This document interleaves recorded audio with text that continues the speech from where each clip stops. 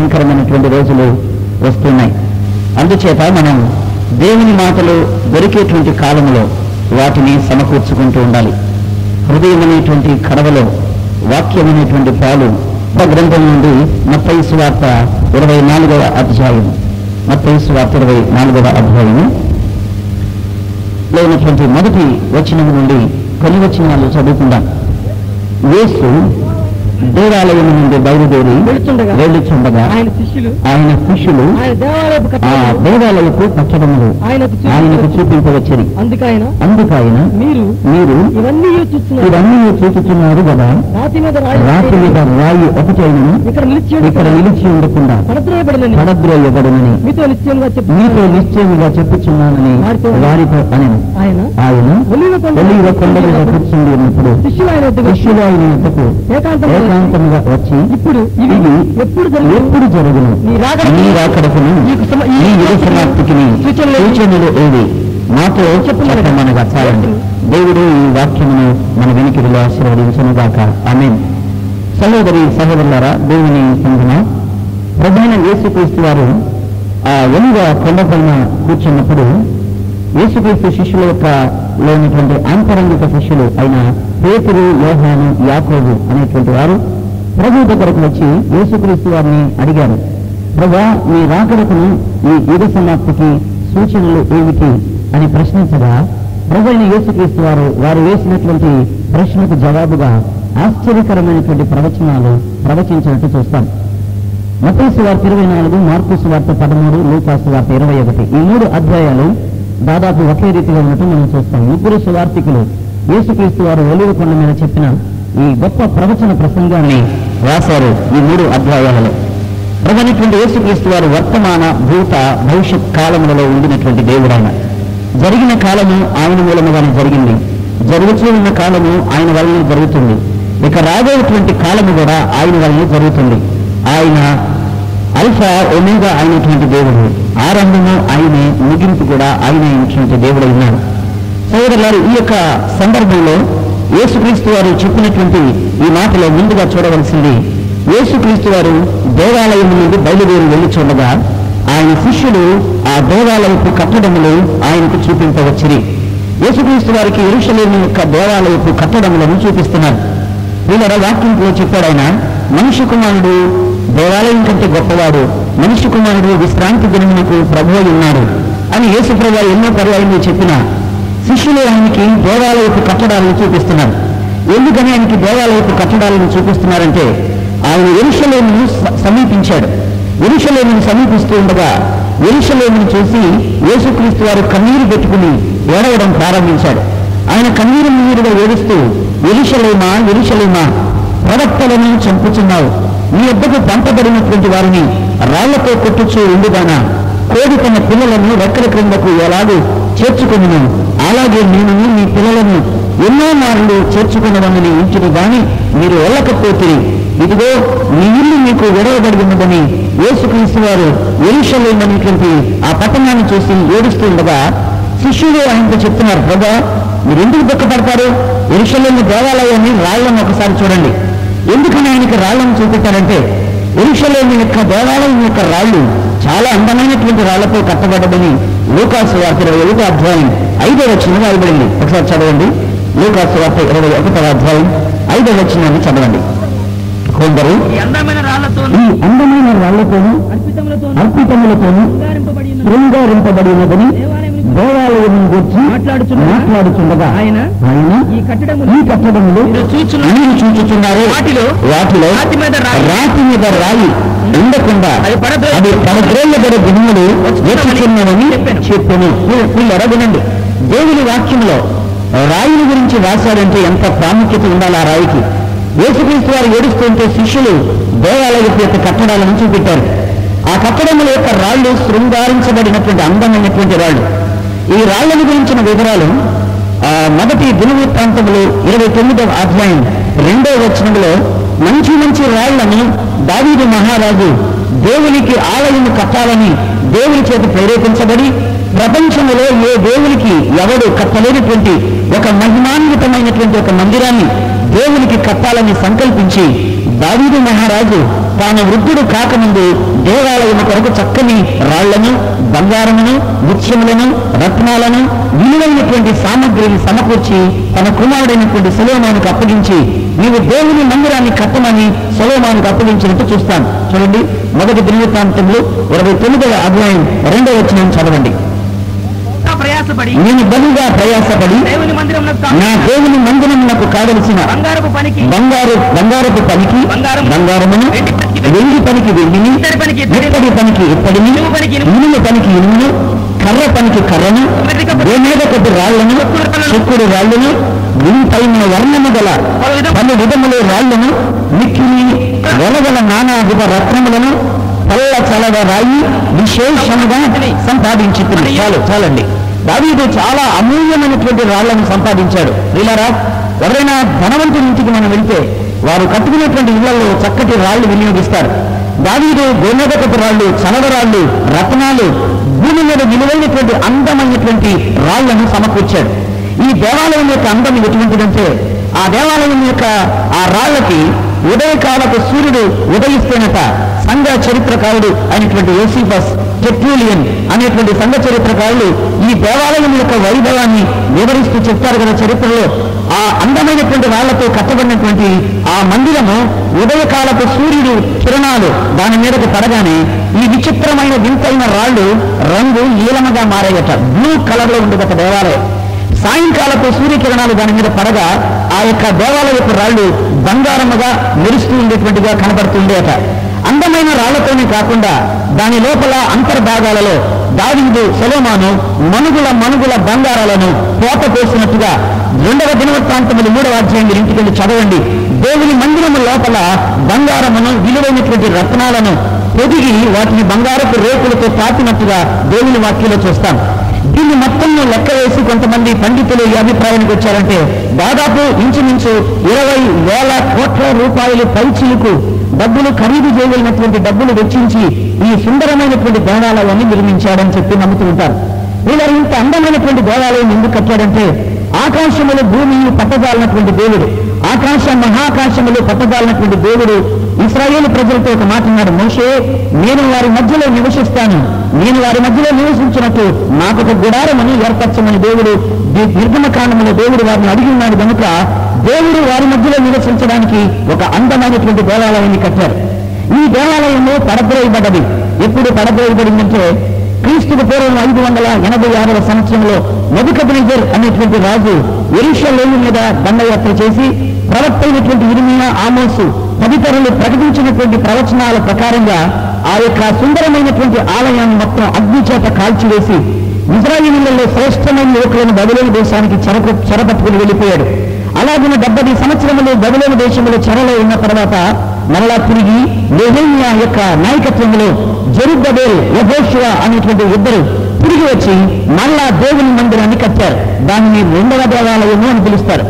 ఆ దేవాలయము పైపైన కొంచెం పూర్తిగా కట్టలేకపోయారు. ఆ దేవాలయాన్ని హేరోదు వచ్చి ఏం చేశాడంటే ఆ దేవాలయంకు కావలసినటువంటి మిగిలిన మరామతులు చేశాడు. దానికి 2వ దేవాలయానికి హేరోదు దేవాలయము అని దానికి పేరు ఉంది. ఈ ఆలయం యొక్క రాళ్లు ఎంత విచిత్రమైనటువంటి పూలం వాళ్ళరా, ఉదయకాలం చెప్పాను కదా, ఉదయకాలపు సూర్యకిరణాలు నీలము రంగులోనికి, సాయంత్రపు సూర్యకిరణాలు పడితే బంగారపు రంగులోనికి మారేటువంటివి. యెరూషలేము యొక్క రాళ్లు చాలా పెద్ద రాళ్లు వినియోగించారు. ఆ రాళ్లు ఎంత పెద్దదంటే 70 అడుగుల పొడవు ఉండేటువంటి రాయి అతది. 70 అడుగుల పొడవు అంటే ఊహించండి, ఒక ఇంటికి మనం కట్టే ఇటుక రాయి దాదాపు 6 అడుగు పొడవుగా ఉంటుంది ఇటుక రాయి. కానీ యెరూషలేము యొక్క గోడలు కట్టినటువంటి రాయి 70 అడుగుల పొడవును, 9 అడుగుల ఎత్తు, 8 అడుగుల వెడల్పు ఉండేటువంటి రాయి అంటది. అంత పెద్దది. ఒకవేళ మనకు ఆ రాయిని లాగాలి అంటే ఏ మనుష్యుడు తన చేతులతో పడవేయడం చాలా కష్టం. దాన్ని పడవేయాలంటే కనీసం ఏనుగు అవసరం ఉంటుంది ఒక రాయిని కదిలించాలంటే. అంతటి పెద్ద రాళ్లతో యెరూషలేము పట్టణము కట్టబడ్డది. యేసుక్రీస్తు వారు ఇప్పుడు ఆ పట్టణాన్ని చూస్తుంటున్నాడు. రాయి మీద రాయి నీలో ఒకటి కూడా నిలిచి ఉండని దినములు సమీపించాయి అని యేసుప్రభువు గారు ఆ పట్టణాన్ని చూసి ప్రవచించాడు. ప్రియులారా, ఈ ప్రవచనం చాలా ప్రాముఖ్యమైనది. ఎందుకంటే ఇశ్రాయేలు దేశాన్ని దేవుడు మనకి ఒక అలారం లాగా పెట్టాడు. ప్రపంచ క్రైస్తవ సంఘానికి అలారం పీస్ ఇశ్రాయేలు దేశం. మనందరం సిద్ధపడుతున్నాం ప్రభువైన యేసుక్రీస్తు 2వ రాకడకు. ప్రయాణ సమయం మనకు తెలిస్తే పర్వాలేదు. సమయం తెలియనప్పుడు మనం ఏం చేస్తామంటే రాత్రి అర్ధరాత్రి మేలుకుని బయలుదేరాలంటే ఒక అలారం మన దగ్గర పెట్టుకుని ఆ సమయానికి అలారం మోగగానే లేచి మన ప్రయాణాన్ని ప్రారంభించినట్టు క్రైస్తవ విశ్వాసులందరూ కూడా గుర్తుంచుకోవాల్సినటువంటి ఒక అలారం ఉన్నది. అలారం ఏంటంటే యేసు ప్రభువు అన్నారు, అంజూరపు చెట్టును చూసి ఒక ఉపమానమును మీరు తెలుసుకోనండి. అంజూరపు కొమ్మ లేపదై చిగురించినప్పుడు వసంత కాలము సమీపంగా ఉన్నదని మీరు తెలుసుకోమన్నారు. ఇప్పుడు మనం చూడవలసిన చెట్టు ఏంటంటే అంజూరపు చెట్టు. ప్రతి క్రైస్తవునికి ఈ అంజూరపు చెట్టును గురించినటువంటి అవగాహన ప్రతి ఒక్కరికి ఉండాలి. ఎందుకంటే దేవుని బిడ్డలారా, దేవుని బిడ్డలైనటువంటి మనము ప్రవచనాలను చాలా జాగ్రత్తగా పరిశీలించాలి. ప్రవచన వెలుగులో నడవాలి. ప్రవచనం అనేటువంటి కాంతిలో మనం కొనసాగాలి. ఇదిగో సమయం సమీపించినది. ఈ ప్రవచన వాక్యములు విలువాడు, ఈ ప్రవచన వాక్యములను చదువువాడు, ఈ ప్రవచన వాక్యములను గైకొనేవాడు ధన్యుడు అని ప్రకటన గ్రంథం 1వ అధ్యాయం 3వ వచనంలో దేవుడు సెలవిచ్చినట్టు ప్రవచనాన్ని జాగ్రత్తగా చూడాలి. ఇప్పుడు మనం చూసినట్లయితే అంజూరపు చెట్టును చూసి యేసుప్రభువు గారు అన్నాడు, ఆయన ఆకలి కొని వెళుతూ ఉంటే ఒక అంజూరపు చెట్టు ఆకులతో నిండి ఉన్నది, దాంట్లో ఏ ఫలము లేదు. ఆయన ఫలములు ఏమైనా ఉన్నాయని వెతకమంటే అంజూరపు చెట్టులో ఒక ఫలము కూడా దొరకలేదు. వెంటనే ఆయన శపించాడు, వేళతో సహా ఇది ఎండిపోవాలి అన్నాడు. కానీ అది అంజూరపు కాయలు కాసే కాలము కాదని బైబిల్ చెప్తా ఉంది. మరి ఎందుకు ఆయన శపించవలసి వచ్చింది? అంజూరపు కాయలు కాయని కాలములో ఫలము కావాలని ఎందుకు ఆశించాలి ప్రభు? ఆశించిన ప్రభు ఫలము లేనందుకు నిష్కారణముగా ఆ చెట్టును ఎందుకు శపించవలసి వచ్చిందని చాలా మంది ప్రశ్నిస్తూ ఉంటారు. దీనికి జవాబు దయచేసి గమనించండి. అంజూరపు చెట్టుకున్నటువంటి ఒక లక్షణం ఏంటంటే అది ఆకులు చాలా పెద్దగా ఉంటాయి, వెడల్పైనటువంటి ఆకులు ఉంటాయి అంజూరపు చెట్టుకి. నేను 97వ సంవత్సరంలో పాలస్తీనా దేశానికి వెళ్ళినప్పుడు ఈ అంజూరపు చెట్టును చాలా దగ్గరగానే వాటి గురించి కొన్ని వివరాలు సేకరించాను. ఆ చెట్టు భూమిలో నాటబడిన తర్వాత అన్ని చెట్ల కంటే తొందరగా ఎదిగేటువంటి చెట్టు. 3 సంవత్సరాల కల్లా ఆ చెట్టు ఎదగగలదు. 3వ సంవత్సరానికి కాయ కాస్తుంది. అది 3వ సంవత్సరం కనుక కాయ కాయకపోతే మరింకొక సంవత్సరం చూస్తారు, లేకపోతే ఆ చెట్టును నరికి బయట పాడేస్తారు. ఎందుకంటే 4 సంవత్సరాలు దాటిన తర్వాత ఆ అంజూరపు చెట్టు ఎప్పుడు కూడా ఫలించదు. మీరు యేసుప్రభువు ఉపమానంలో ఒక మనుషుడు ద్రాక్షావనంలో అంజూరపు చెట్టు ఒకటి నాటించాడు. 3 ఏళ్లు దాన్ని పైలు వెతికాడు, దొరకకపోతే దీన్ని నరికించమంటే తోటమాలి అన్నాడు, ఇంకొక సంవత్సరం చూద్దామన్నాడు. ఒకవేళ ఆ సంవత్సరం కూడా పండకపోతే నరికించలేమన్నాడు. దాని అర్థం అంజూరపు చెట్టు త్వరగా కాసేటువంటి చెట్టు. రెండవది, అంజూరం చెట్టుకున్న లక్షణం ఏంటంటే ఆకులు బాగా ఉన్నప్పుడు తప్పకుండా దాంట్లో కాయలు ఉంటాయి. సాధారణంగా ఏ సామాన్యుడైనటువంటి మనిషి అయినా పాలస్తీనా దేశంలో అంజూరపు చెట్టుకి కాయలు ఎప్పుడు ఉంటాయి అంటే చెప్తాడు, ఆకులు దాని నిండా ఉంటే తప్పక దాని నిండా కాయలు ఉంటాయి. ఆకులు ఉన్నప్పుడు కాయలు ఉండాలి, ఆ చెట్టు లక్షణం అది. కనుక అకాలమైన అది కాయలు ఆకులు వేసింది. ఏ చెట్టుకు కూడా ఆకులు లేవు అంజూరపు చెట్లకి, ఒక్క చెట్టుకు మాత్రమే ఆకులు కలకల్లాడుతుంది. యేసుప్రభువు ఆశించారు ఆకులున్నాయి కనుక కాయ ఉండాలి కదా అని వెతికితే ఆకులు ఉన్నది కానీ దాంట్లో కాయలు లేవు. దీనికి దేనికి సాదృశ్యం అంటే జాగ్రత్తగానండి, ఆ అంజూరపు చెట్టు ఇశ్రాయేలీయులకు గుర్తుగా ఉంది. మనందరికీ రక్షణ రాకముందే మొదట్లో వారందరికీ దేవుని యొక్క కృప బయలుపరచబడది. పౌలు గారు అంటాడు, మనము అడవి ఒలీవ చెట్లు, మనం వైల్డ్ ఆలివ్స్. వాళ్ళు సారవంతమైనటువంటి ఒలీవ, వారు నిజమైనటువంటి వారు, వాగ్దానం చేయబడినటువంటి వారు. వారికి ధర్మశాస్త్రం ఉన్నది, వారికి దేవాలయం ఉన్నది, వారికి నిబంధనలు ఉన్నాయి, వారికి ప్రవక్తలు ఉన్నారు, వారికి అర్చన ఆచార ఆరాధనలు వేయబడ్డాయి, వారికి దేవుని మహిమ, మనమెవరూ చూడనటువంటి గొప్ప దేవుని కార్యములు వారికి దేవుడు చూపించి ప్రవక్తలు వాళ్ళలోంచి వచ్చారు. చివరికి యేసు క్రీస్తు వారు కూడా వారిలో నుండి వచ్చారని పౌలు గారు రోమా పత్రికలో మాట్లాడతాడు. కనుక మనందరికంటే ముందు దేవుని ప్రత్యక్షతలు వారికి అనుగ్రహించబడ్డాయి. మనము వెనకాల వచ్చిన వాళ్ళం, వారు ముందు వచ్చినటువంటి వారు, వారి ఇంటిలో పెద్దమ్మే లాంటి వారు. మనం తప్పిపోయిన చిన్న కుమారుడైనటువంటి తప్పిపోయిన కుమారులు మనం, వారి ఇంటిలో ఉన్నటువంటి పెద్దవాళ్ళు. వారు ఆకులతో కలకల్లాడారు, అంటే వేషధారణ. వారి భక్తి శక్తితో కూడినటువంటిది కాదు, వారి నీతి దేవుని జ్ఞానానుసారమైనది కాదు, వారి నీతి స్వనీతిని ఆధారం చేసుకుని జరిగినటువంటిది. వారు గోళ్లు కడుక్కునేటువంటి వారు, సున్నతి చేసుకునేటువంటి వారు, ఆ దేవునికి అర్థం ఇచ్చేటువంటి వారు. కానీ వారి హృదయములు దేవునికి సమీపంగా లేని కారణం చేత దేవుడు ఎండిపోయినటువంటి ఆ అంజూరపు చెట్టు ఇశ్రాయేలు సాదృశ్యమునకు ఉంది. ఎక్కడ ఎండిపోయిందంటే ఆ చెట్టు చూద్దాం. లూకాసు వార్త 19వ అధ్యాయం 41వ వచనం చాలా జాగ్రత్తగా వినండి. దేవుని యొక్క వాక్యమును చూద్దాం. ఆయన పట్టణమునకు సమీపించినప్పుడు ఆయన పట్టణమునకు సమీపించినప్పుడు ఆయన చూచి దాని విషయమై ఏడ్చి, చూడండి ఆ అంజూరపు చెట్టును చూశాడు, దాని విషయమై ఏడ్చి, నీవును ఈ నీ దినమందైనను సమాధాన సంబంధమైన సంగతులు తెలుసుకుని ఎడల నీకెంతో మేలు, నీకు ఎంతో మేలు, కానీ ఇప్పుడవి నీ కన్నులకు మరుగు చేయబడినవి. ప్రభు నిన్ను దర్శించిన కాలమును నీవు ఎరుగుకుంటివి గనుక నీ శత్రువులు నీ చుట్టూ గట్టు కట్టి ముట్టడి వేసి అన్ని పక్కల నిన్ను అరికట్టి నీలోనున్న నీ పిల్లలతో కూడా నిన్ను నేల కలిపి నీలో రాతి మీద రాయి నిలిచి ఉండని దినములు వచ్చునని చెప్పాను. ఈ ప్రభు యేసుక్రీస్తు వారు వెళ్ళిన యెరూషలేము అంజూరపు చెట్టు అనుకున్నాం. ఎందుకంటే ప్రభు చెప్పారు కదా, అంజూరపు చెట్టును చూసి ఒక ఉపమానం నేర్చుకోమన్నాడు.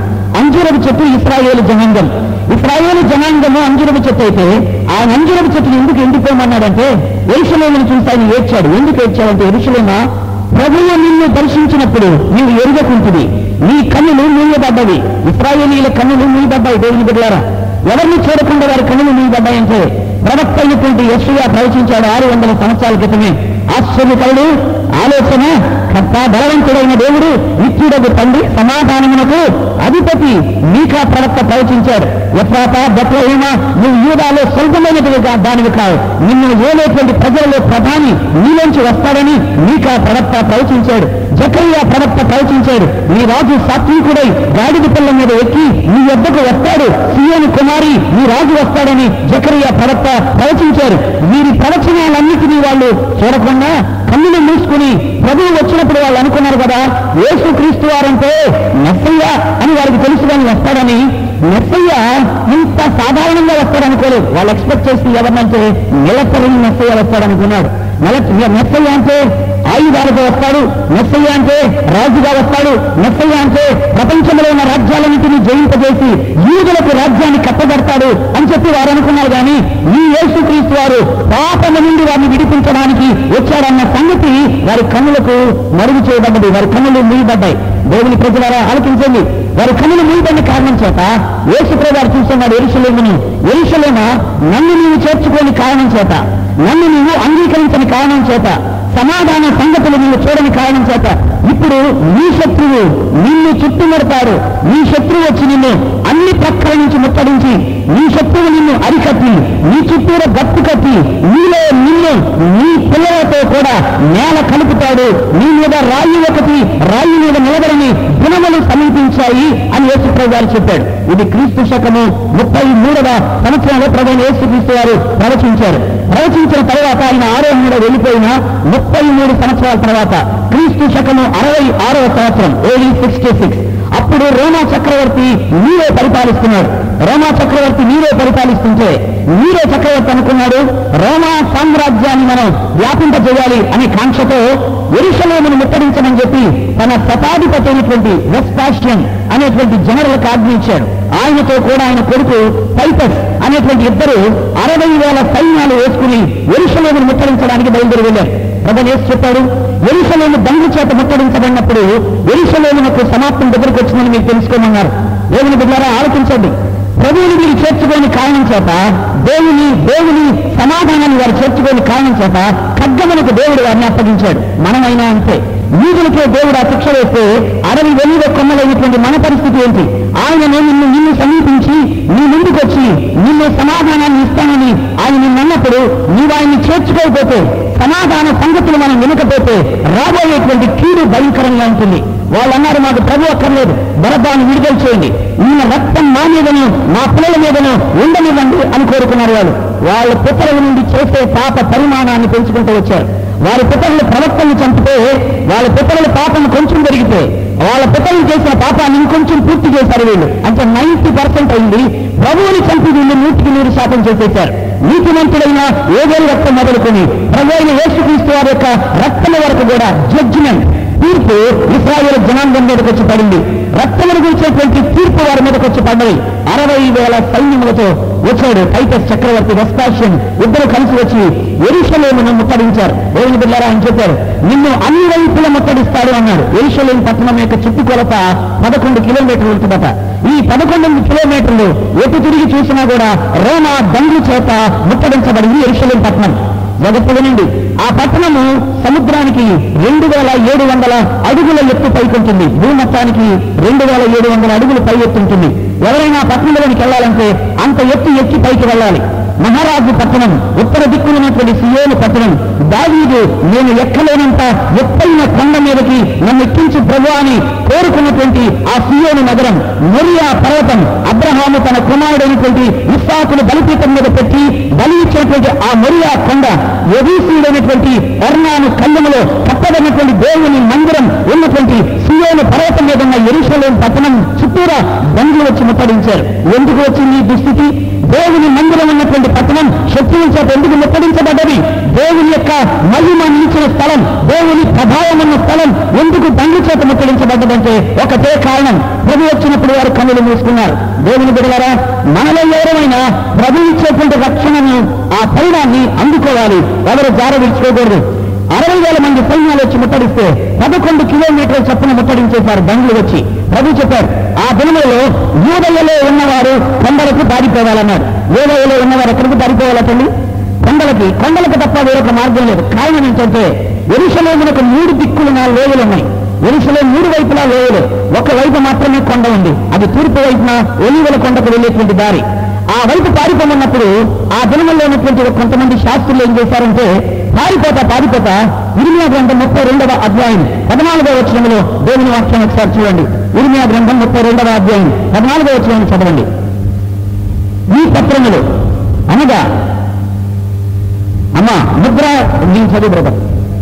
పత్రమును ముద్ర గల ఈ క్రయపత్రములు, ముద్రలేని క్రయపత్రములు తీసుకొని బహుదినములున్నట్లు అది బహుదినములు ఉండినట్లు మంచి కుండలో వాటిని దాచిపెట్టుము. నాతో అందరూ ఈ మాటని దయచేసి చెప్తారా?